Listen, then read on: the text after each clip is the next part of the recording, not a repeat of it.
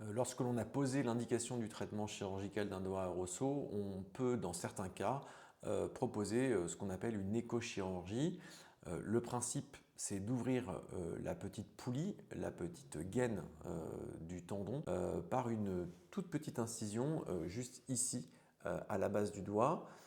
Ça permettra, sous contrôle échographique permanent, d'introduire un petit instrument qui va permettre d'ouvrir la poulie qui est malade et pour favoriser de nouveau le coulissement du tendon et la désinflammation locale.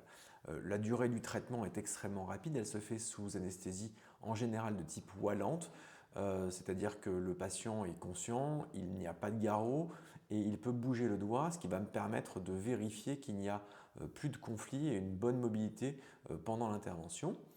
Une fois que le geste est réalisé, la cicatrisation est extrêmement rapide. En général, je mets un petit point de suture rapide et les pansements sont à faire pendant une petite semaine. La mobilisation du doigt est impérativement immédiate, il n'y a pas d'immobilisation et je prescris même des séances de rééducation en cas de besoin pour favoriser la mobilité du doigt.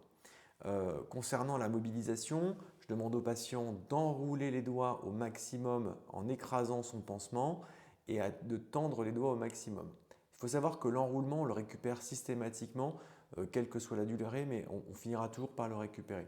L'extension, en revanche, il faut vraiment faire travailler cette articulation, celle qui est juste ici, ce qu'on appelle l'interphalangienne proximale.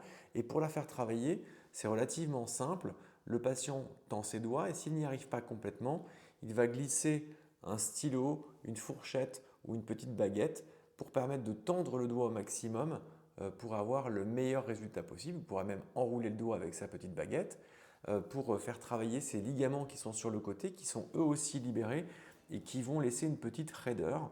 Et donc pour éviter que cette raideur ne reste trop longtemps, cette méthode d'automobilisation est extrêmement intéressante.